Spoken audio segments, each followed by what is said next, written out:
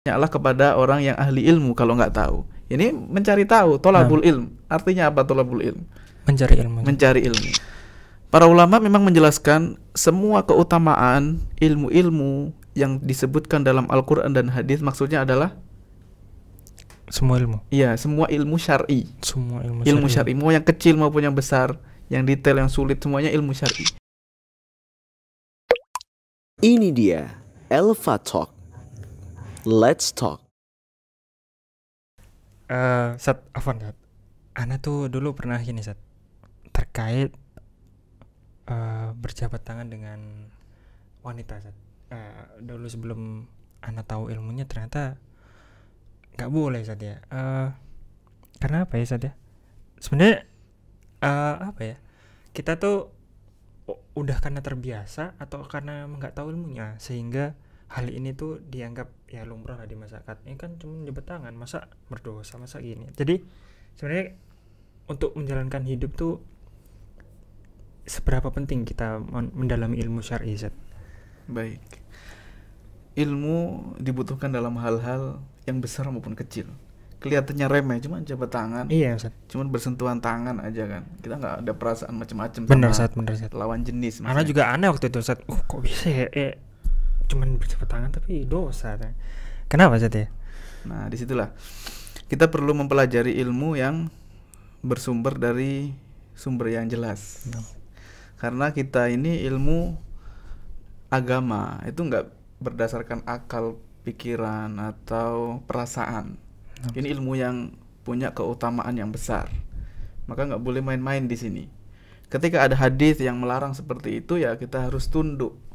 Baik kita tahu alasannya ataupun enggak. Nah, kita harus mengikuti petunjuk Nabi Muhammad SAW. Kita nggak mungkin yang setiap hari mendengarkan azan, asyhadu an la ilaha illallah, asyhadu anna Muhammadar Rasulullah. Kita mengaku sebagai umatnya Nabi Muhammad tapi nggak mempelajari gimana sih sunnahnya beliau, ajaran beliau gimana. Di situ maka kita perlu belajar menuntut ilmu. Berarti kewajiban menuntut ilmu tuh semuanya, Sat ya, tidak terkecuali ya, bro. Untuk ya hidup tuh biar sesuai yang diajarkan Rasulullah dan sebagainya gitu, Sat ya. Iya. Jadi bahkan ilmu ini manfaatnya supaya kita hidup di dunia ini berbahagia. Karena agama Islam bukan agama yang untuk kebahagiaan akhirat saja. Sebagian orang anggap Zat. Akhirat aja lah. Iya, Zat. Dunia saya mau cari dari sumber-sumber yang bukan dari Islam. Enggak. Keliru ya, Zat ya. Anggapan ini keliru, Zat ya, berarti. Keliru. Karena agama Islam ini datang untuk kebahagiaan di dunia dan di akhirat. Enggak mungkin Allah cuma menyarankan kita belajar atau membimbing kita bahagia di akhirat aja, di dunianya sengsara gitu. Nggak mungkin seperti itu. Allah Maha Penyayang dan seterusnya. Masya Allah. Kita tahu bahwa dengan kita menuntut ilmu itu kita akan bahagia dunia akhirat ya, Ustaz ya. Bukan cuman masalah kita bahagia di akhirat saja nanti. Karena ya bagi orang awam kelihatannya menuntut ilmu syar'i itu ya nanti bersengsara di dunia tapi bahagia di akhirat. Itu anggapan yang salah ya sebenarnya, Zat ya. Ya keliru. Contohnya gampangnya misalnya dalam interaksi saja, akhlak. Ini kan untuk kebahagiaan di dunia juga. Nah, bener, supaya kita nggak hasad, nggak sombong, nggak cemberut aja gitu, Zat ya. Mendolimi orang lain. Salah satu sunnah yang diajarkan Rasulullah adalah tersenyum tadi yang disampaikan. Dalam berbisnis misalkan, gimana cara mendapatkan harta yang halal tanpa mendolimi orang lain. Coba kalau kita nggak tahu ilmunya, kita maunya merampas hak orang lain kan. Pengennya kita dapat semuanya ini dengan cara-cara yang tidak dibenarkan. Kita kan sebagai manusia juga banyak hal yang dikerjakan, Sat. Nggak cuman terkait menuntut ilmu ini, Sat. Dan kita lihat bahwa menuntut ilmu tidak banyak menjadi fokus setiap masyarakat di dunia ini, Sat. Gimana sih, Sat, cara kita bisa tetap mendapatkan manfaat-manfaat ilmu ini yang disampaikan Rasulullah dan disampaikan juga dari Allah melalui Rasulullah ini, tapi kita bisa tetap berjalan kehidupannya, Sat. Ya kan orang hidup juga butuh makan, Sat, bahasanya seperti itu. Tapi gimana sih cara kita agar makan juga bisa, ya, hidup tenang juga bisa, tapi manfaat dari ilmu kita juga bisa dapatkan. Itu gimana tipsnya, Zat? Baik ya, dalam kehidupan ini kita harus realistis juga. Dan agama Islam adalah syariat yang realistis. Kita nggak diperintahkan belajar non-stop 24 jam. Nah, Kita juga punya hak untuk diri kita, istirahat, makan, tidur, hiburan, ya, hiburan yang diperbolehkan, mengurusi keluarga, mendidik anak, dan seterusnya, bekerja, ini kewajiban. Kemudian menuntut ilmu ini juga tidak satu model. Menuntut ilmu ini kan cakupannya luas. Nah, Ustaz. Bisa membaca atau masuk di kelas, bisa juga dengan yang sekarang ini banyak Media sosial gitu ya, Ustaz. ya, melalui media sosial, kursus-kursus online, kuliah online. Bahkan ada juga yang kita bisa konsultasi dengan ulama, tanya jawab. Termasuk bertanya saja itu sudah dianggap menuntut ilmu. Oh, Masya Allah, begitu ya, Ustaz. Jadi Iya. dengan kita bertanya berarti kita berusaha untuk mendapatkan ilmu. Betul Ustaz. sekali. Nah, Karena kita nanya itu kan pengen tahu ilmunya. iya, nah, Ustaz. Misalkan dalam kehidupan kita nggak tahu hukum bekerja di tempat tertentu, misalkan saya mau kerja ngelamar di sini, gimana hukumnya? Itu kan nanya bisa. Nah, Ustaz. Makanya Allah berfirman, fas'alu ahla dzikri in kuntum la ta'lamun. Tanyalah kepada orang yang ahli ilmu kalau nggak tahu. Ini mencari tahu, tolabul ilm. Artinya apa tolabul ilm? Mencari ilmu. Mencari ilmu. Nah, di situ berarti dapat kan? Dapat, Ustaz. Dapat. Tapi tentu saja menuntut ilmu ini bertingkat-tingkat. Jadi nggak satu modelnya sama semuanya satu. Iya, nah, Ustaz. Ada yang lebih utama, diantaranya adalah hadir di majelis, Masya Allah. belajar gitu, ketemu langsung. Karena dengan belajar langsung kita bisa banyak berinteraksi. Kalau kita nggak tahu bisa nanya, kalau kita keliru bisa dikoreksi langsung. Nah, Ustaz. Kemudian pertanyaan juga menjadi lebih mudah untuk mendapatkan apa yang diinginkan. Beda kalau misalkan nanya di medsos, kadang terbatas waktu dan seterusnya mengetik. Kemudian waktu kita nggak tahu waktu yang pas mana. Kemudian juga kita nggak bisa meneladani perilaku. Di situ ada adab, akhlak, gimana para ahli ilmu ini bersikap. Dari situ itu yang sangat mahal ya, nggak bisa didapatkan melalui online. Tapi bukan berarti kalau misalnya saya mampunya dengan online ditinggalkan kan gitu. Iya, tidak semuanya ditinggalkan, Ustaz. Kalau bisa dapat sebagiannya maka ambil sebagiannya, berarti, Ustaz. Iya, kalau kita nggak mampu melakukan yang paling bagus bukan berarti kita akhirnya meninggalkan belajar secara total. Nah, Ustaz, Masya Allah. Tapi, Ustaz, ada dua ilmu berarti, Ustaz, ya, dari penjelasan Ustaz tadi, bahwa ada ilmu syar'i yang kita pelajari untuk bisa memudahkan kita dalam agamanya kita yang lalu maksudnya jalani itu benar dan sesuai tuntunan Rasulullah. Tapi ada juga ilmu-ilmu dunia, Ustaz. Nah, apakah ilmu dunia ini bisa juga mengantarkan kita kepada jalan menuju surganya Allah, Ustaz? Misal ilmu ekonomi ini, Ustaz. Ilmu psikologi, ilmu apa lagi, Ustaz, ya? IT gitu. IT, ya. Apakah ilmu-ilmu ini tuh bisa mengantarkan kita sebagai orang yang tidak fokus ke menuntut ilmu syar'i menuju ke surga, Ustaz? Kan ada orang-orang yang lulusan dari kampus-kampus umum, yang jurusan-jurusan umum itu juga, ilmu-ilmu dunia itu juga. Apakah memudahkan mereka juga sebenarnya? Ada celah untuk bisa kita masuk ke surga lewat ilmu dunia itu, Ustaz? Baik, ya. Ini pertanyaan yang menarik sebenarnya ini. Sebagian orang kan pengennya itu yang maksimal gitu. Pengennya saya mau masuk surga. Nah, kalau saya nggak bisa menuntut ilmu syar'i, apakah saya nggak ada kemungkinan masuk surga? Nah, atau semacam itu. Jadi sebenarnya kalau kita merujuk ke dalil-dalil dan penjelasan para ulama, yang ada keutamaannya di dalam Al-Quran dan di dalam hadis. Salah satunya tadi itu ada di hadis yang dinyatakan bahwa orang yang menuntut ilmu Allah akan mudahkan jalan menuju surga. Ini kan hadis ya. Hadisnya ini diriwayatkan oleh sahabat Abu Hurairah radhiyallahu anhu. Rasulullah sallallahu alaihi wasallam bersabda, "Man salaka tariqan yaltamisu fihi ilman, sahalallahu lahu bihi tariqan ilal jannah." orang yang menuntut ilmu, menempuh perjalanan Nah, untuk mencari ilmu, maka Allah akan mudahkan jalan menuju surga. Jadi jalannya itu lebih cepat, lebih gampang. Para ulama memang menjelaskan semua keutamaan ilmu-ilmu yang disebutkan dalam Al-Quran dan hadis, maksudnya adalah semua ilmu. iya, semua ilmu syar'i. Semua Ilmu syar'i, mau yang kecil maupun yang besar, yang detail, yang sulit, semuanya ilmu syar'i. Nah, Ilmu agama di situ.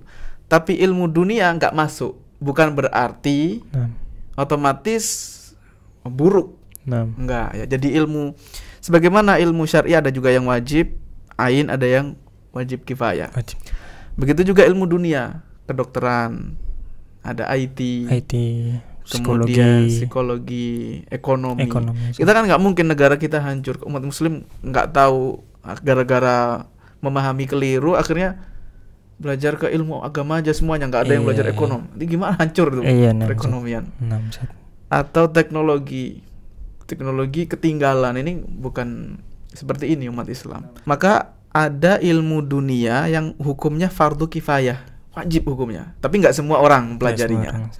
Nah, sebagian ulama ini sampai mengatakan fardu kifayah ini bahkan keutamaannya lebih tinggi dibandingkan fardu ain.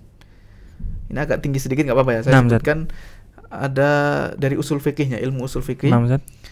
Di dalam Al-Kaukabus Sati karya As-Suyuti, Mandhumah Jam'ul Jawami, itu disebutkan fardul kifayati muhimun yuqsadu wa nadharun an fa'ilin yujarradu. Kemudian poinnya adalah wa za'amal ustadzu wal juwaini wa najluhu yafdulu fardal aini. Ini saya mau jelaskan sedikit ini tentang konsep fardu kifayah, karena tadi kita nyebutin fardu kifayah beberapa kali ya.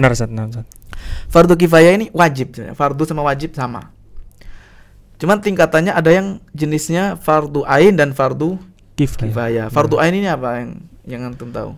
Fardu ain ini semua orang wajib melaksanakan, tidak boleh ditinggalkan.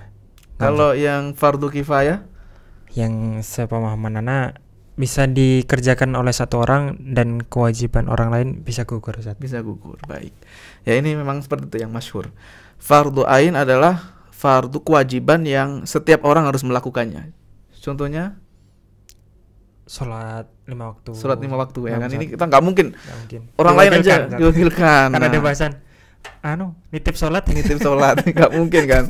Karena ini fardu ain, semua orang harus melakukannya. Nah, ada juga yang fardu kifayah. Fardu kifayah ini sebenarnya ada definisi yang lebih detail.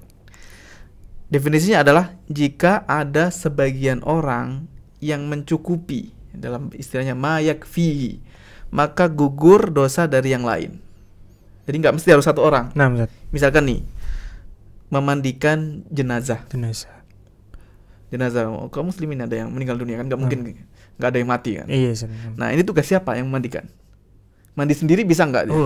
Ngeri juga. Nggak mungkin ya kan? Mayat mandi sendiri jadi film horor. Nah, itu kan nggak mungkin. Kemudian apakah harus semua kaum muslimin memandikan satu jenazah ini? Kayaknya nggak mungkin juga, karena kan ruangannya juga nggak mungkin seluas itu biasanya. Iya, nggak masuk akal ya kan? Nggak masuk akal. Maka kewajiban, tapi wajib, nggak mungkin sunnah gitu akhirnya nggak perlu dimandiin lah. Cuman dikasih pewangi aja gitu, parfum. Ya kasihan juga. Ya, seperti itu. Maka harus ada yang memandikan. Nah, yang memandikan ini berapa orang? Tergantung kondisi. Kalau misalkan ada satu orang di situ yang mau mandiin tapi dia nggak bisa semuanya, nggak bisa megang semuanya, handle semuanya nggak bisa, maka butuh 2 orang. Berarti dilihat 2 orang cukup apa enggak. Kalau cukup berarti yang jadi fardu kifayah ini sudah diselesaikan sama 2 orang. Yang lain gitu, tidak ada kewajiban saja. Yang lainnya menjadi gugur dosa, enggak dosa gitu. Nah, sebagian ulama yang tadi saya sebutkan itu di penjelasan ulama tadi mengatakan fardu kifayah ini bahkan pahalanya lebih besar dibandingkan fardu ain. Masya Allah. Jadi sholat jenazah, memandikan jenazah, mengkafani itu pahalanya lebih besar dibandingkan fardu ain, sholat fardu. Ini pendapatnya Al-Ustadz Abu Ishaq Al-Isfirayini, seorang ulama Syafi'iyah. Kemudian Al-Imam Abu Muhammad Al-Juwaini. Kemudian anaknya ini yang dikenal dengan Imamul Haramain. Mereka berpendapat fardu kifayah lebih utama. Kan agak jarang kedengar ya. Iya, maksud. biasanya kan fardu ain lebih utama. Iya, Sholat fardu, sholat zuhur sama memandikan jenazah, kira-kira yang terlintas mana yang lebih wajib? Salat duhur. Sholat zuhur. Nah, itu yang kebanyakan ulama memang seperti itu. Tapi ada juga yang berpendapat malah fardu kifayah ini lebih utama. Kok bisa? Iya, dia. Kenapa ya? Apa karena cuman terbatas orang-orangnya atau karena dia mempunyai keahlian ilmu di bidang itu gitu. Nah, di sini. Nah, jawabannya adalah karena dia menggugurkan kewajiban menggugurkan dosa dari orang lain, menyelamatkan orang lain. Di situ ya hikmahnya. Di situ. Makanya Karena mereka karena dia yang paling berani, misal mau mandikan jenazah, orang-orang mungkin ada yang takut atau gimana. Iya. Itu bukan karena itu saja, karena Bukan. dia secara tidak langsung menggugurkan dosa-dosa orang-orang lain yang di sekitarnya. Orang-orang lain. Dan itu pahalanya besar. Orang lain akhirnya gugur nih dosa-dosanya. Kita yang jamin gitu, kita yang Masya kerja. Allah, Masya Allah. Nah, kembali lagi ke yang tadi, gimana dengan aktivitas? Apakah kita masih harus wajib menuntut ilmu? Ya, menuntut ilmu semampunya.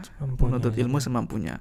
Dan nggak mungkin juga karena ilmu ini tadi setelah kita tahu ya kedokteran dan seterusnya, walaupun tidak masuk ke keutamaan yang secara khusus tentang ilmu-ilmu, tapi bisa jadi karena ini fardu malah mengantarkan kita juga ke surga dengan cara kita niatkan ya ketika belajar nanti akan menolong kaum muslimin. Ini juga mendekatkan kita kepada Allah. Ya misal kayak kita ahli IT, terus kita bikin website yang isinya nasihat-nasihat para ulama yang ditulis di situ, itu bisa jadi aja. Bisa. Insya Allah. Dia bisa jadi dengan niat yang benar ya Zat ya. Intinya dengan niat yang benar itu tadi. Nah Zat, tapi kan ini Zat, ada nggak rasa rasa untuk menghilangkan rasa bersalah saja ya. Misal ya kan nanti di kubur kita ditanyai terkait 3 hal Zat. Dan 3 hal itu sekalipun pertanyaannya ya bisa dikatakan kalau kita ucapkan simpel, tapi kan pengamalannya juga susah Zat. Kayak misal siapa Tuhanmu Zat ya? Man rabbuk. Yang kedua apa Zat? Man nabiyuka dan yang ketiga madinuka. Pengimplementasian 3 hal ini kan perlu pendalaman saja. Iya. Nah, sebenarnya batasan minimal seseorang muslim untuk tahu bahwa ini harus aku pelajari, ini cukup aku ketahui itu gimana Ustaz? Baik ya. Kembali lagi ke hukum ilmu syar'i ini berbeda-beda. Setiap orang. Ada pedagang ya, dia harus mempelajari seputar halal haram yang menghasilkan uang yang halal, kemudian mempelajari riba. Makanya dulu itu di pasar Umar bin Khattab radhiyallahu anhu, itu kan khalifah ya, dia penguasa. Beliau bikin peraturan, nggak boleh ada yang masuk ke pasar kami kecuali orang yang sudah belajar tentang riba, tentang halal haram. Soalnya kalau nggak belajar itu bahaya, dia akan terjerumus. Tapi kalau orang yang bukan pedagang ya nggak perlu belajar tentang hukum jual beli, sewa menyewa, tentang gadai, tentang riba, yang nggak terlalu ya. Kalau belajar boleh ya, lebih utama, tapi bukan menjadi kewajiban dia. Berarti adapun masalah akidah dasar-dasar semacam ini harus diketahui. Nggak boleh setiap muslim nggak tahu siapa Robnya, tentang Allah, apa saja hak-hak yang harus kita lakukan sebagai seorang muslim terhadap Allah Azza wa Jalla, di antaranya mentauhidkan. Ini harus dipelajari dengan baik. Kemudian juga berkaitan dengan tadi iman Nabi Yuka. Kita harus mempelajari ajarannya Nabi Muhammad SAW, siapa beliau, bagaimana keseharian beliau untuk kita teladani. Kemudian tentang agama yang ketiga tadi, tentang agama kita yang harus kita ketahui. Ketika dikubur nanti kita akan ditanya tentang hal tersebut, dan sebagaimana yang dijelaskan tadi, ini bukan soal hafalan itu. Iya Ustaz, bukan cuma hafalan ya. Ngafal tapi kalau nggak tahu yang kita ucapkan apa, nggak mempelajarinya, ya kita akan kesulitan juga menjawab nanti. Ustaz, Masya Allah. Berarti 3 hal itu juga kita harus resapi ya, maksudnya biar nanti ya semoga kita semua selamat dari azab kubur. Amin. Nanti ketika ditanya kita juga lancar menjawabnya berdasarkan ilmu yang kita dapatkan gitu. Nah, menuntut ilmu kan perlu waktu Ustaz ya. Perlu waktu, perlu kesempatan, perlu biaya gitu Ustaz ya. Akhirnya kayak katakanlah kita tidak punya kesempatan itu, kita tidak punya waktu itu, dan hal itu membuat kita futur Ustaz. Futur ya, kita kayak bermalas-malasan, kita cuman menyukupkan diri kita untuk melakukan yang wajib-wajib sehingga mudah sekali untuk futur Ustaz. Nah, nasihat Ustadz ini gimana agar ya minimal ketika kita futur itu nggak jauh-jauh banget Ustaz. Dalam artian kita tidak terlalu terjerumus ke jurang yang naudzubillah min dzalik, kemaksiatan dan sebagainya. Agar kita tetap berada di jalan yang Allah ridhoi itu gimana Ustaz? Karena kita kan ya namanya kesibukan kadang juga menyita banget waktu kita Ustaz. Gimana nasihatnya Ustaz? Baik ya. Tentang futur ini berarti kita mau membahas tentang futur. Futur ini apa sih gitu kan? Kita perlu tahu dulu. Benar, futur itu apa? Futur adalah ketika kita melakukan sesuatu, awalnya semangat. Nah, awalnya semangat, tiba-tiba down. Semangatnya turun. Jadi kalau ada orang yang dari awal nggak pernah mengamalkan, itu bukan futur. Oh, dari awal dia nggak pernah sholat malam, terus bilangnya, waduh gimana cara obatnya ya? Nah, futur. Futur dari mana? Orang belum pernah, nggak biasanya sholat malam gitu kan, nggak pernah baca Quran, itu bukan futur namanya. Jadi semangat dulu, dia biasanya semangat, tiba-tiba down, atau bahkan sampai ditinggalkan secara total. Sebenarnya futur ini dirasakan oleh semua orang. Semua orang, bahkan para ulama setinggi apapun levelnya itu ada ya. futur. Sahabat aja futur itu. Masya Allah. Sekelas sahabat futur apalagi kita Ustaz ya. Nah, tinggal gimana cara menanganinya kan gitu. Ustaz. Dalam hadits yang diriwayatkan oleh sebagian ashabus sunan, Rasulullah SAW ya fi makna secara makna beliau mengatakan inna likulli amalin syirrah. Segala aktivitas pekerjaan itu ada masa-masa syirrah. Syirrah ini masa semangat. Semangat itu ngerjakan sebaik mungkin, semaksimal mungkin. Walikulli syirratin futur. Dan setiap yang semangat ini pasti akan ada masa turunnya. Nah, levelnya naik, kemudian kadang masa-masa turun. Nah, maka di sini berarti sesuatu yang normal gitu ya. Sesuatu yang normal. Ya, futur itu sulit untuk dihindari. Tinggal gimana cara menanganinya. Maka untuk menangani, karena ini penyakit ya, ini sesuatu yang ya walaupun terjadi normal, seperti misalkan banyak orang jahil ini sesuatu yang nggak mungkin dihindari ya. Ya pasti ada sisi yang kita nggak tahu karena kita bukan seorang yang perfect, 100% berilmu atau taat terus gitu, nggak seperti malaikat kan gitu. Ada hawa nafsu. Nah, cara menanganinya adalah dicari tahu dulu sebabnya. Dari sebabnya itu saja. Bukan langsung tiba-tiba kita semangat lagi untuk mengerjakan yang kita tinggalkan tuh, bukan seperti itu saja. Nah, ya dicari dulu. Kenapa sih saya ini futur? Kenapa saya kok down? Nggak semangat lagi. Dicari tahu. Dari situ kita akan memberikan resep yang tepat. Karena kalau melihat orang sakit demam misalkan, kita nggak mungkin langsung dikasih penurun demam. Padahal nggak ditanya dulu ini sakitnya apa, sebabnya kenapa. Gitu. Nah, futur ini sebabnya macam-macam. Nah, kita mau bahas ini nggak apa-apa. Nah, sebabnya diantaranya adalah karena kurangnya keimanan. Imannya kurang, kemudian ilmu syariatnya kurang. Ini sebabnya. Kayaknya nggak semangat. Apa motivasi kita? Kadang kita cuma dengar-dengar aja, keutamanya apa nggak tahu gitu. Kita melakukan aktivitas misalnya qiyamul lail, tapi nggak tahu keutamaannya. Cuman dikasih tahu teman ini sunnah gitu aja. Atau ini ajaran Islam. Karena kurang ilmu, maka kita tahu otomatis solusinya apa kira-kira obatnya. Berarti mencari keutamanya. Iya, mempelajari, cari keutamaannya. Dari situ kita akan bangkit lagi. Gitu. Ada juga yang sebab lain. Karena terlalu semangat di awal, terlalu ambisius. Sementara kita nggak ngelihat kemampuan kita. Kita udah aktivitas kerja yang jangan, ini juga clear ya, sedikit saya tanbih ya, peringatan. Kadang kita itu bekerja dengan alasan mau belajar, atau alasan ibadah, kita kurangi itu waktunya, jamnya telat gitu. Atau pas kerjaan ini ada tugas ya jam 7 sampai jam 2 misalkan kerja di kantor. Tapi di sela-sela itu kita malah dengerin kajian. Alasannya ya karena saya butuh ilmu. Ini nggak boleh. Nggak amanah berarti dia pegawai seperti ini. Kalau sudah ada akad kan ada hak dan kewajiban. Dia dibayar nih. Ya harus amanah gitu. Harus amanah, harus dikerjakan sebagaimana yang tercantum dalam akadnya. Nah, jadi nggak boleh mengkhianati. Kembali lagi ke tadi. Kadang kita terlalu ambisius ya, semangat banget, menggebu di awal. Nah, ini juga keliru. Yang benar kita dalam beramal ini bukan begitu. Misalkan saya mau qiyamul lail, denger qiyamul lail langsung start ya, menyediakan kopi. Kopi yang paling mulai pakai kopi. Ya, terus sediain kopi, set ruangannya dan seterusnya. Masya Allah. Maunya setiap malam nggak tidur dari habis isya sampai subuh, sholat malam terus.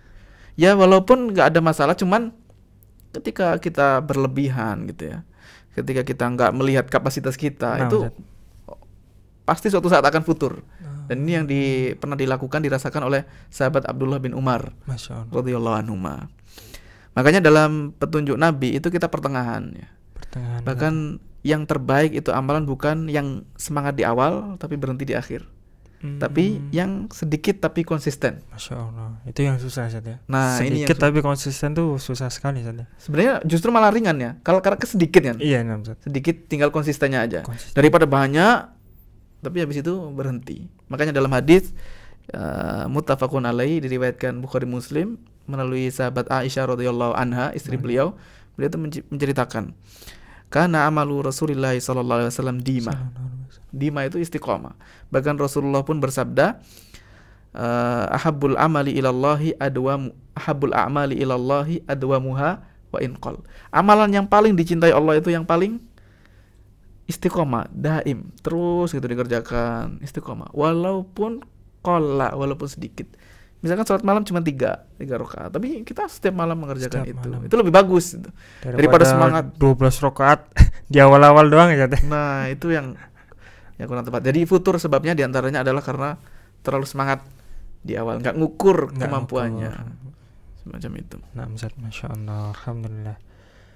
Banyak banget ilmu yang Ana dapat dari nasihat antum, Ustaz. Masya Allah. Yang banyak sekali mungkin orang gak sadar akan hal itu, Ustaz, ya. Kayak pentingnya menuntut ilmu walaupun kita punya kesibukan, tetap berusaha semampunya, Ustaz, ya. Bukan malah meninggalkan keseluruhannya gitu. Ya, dan juga ada ilmu-ilmu yang emang harus kita pelajari, tidak bisa kita tinggalkan, seperti ilmu terkait rukun-rukun sholat atau rukun-rukun zakat bagi yang wajib zakat dan sebagainya, atau puasa Ramadan juga itu kita harus paham ilmu-ilmunya itu saja.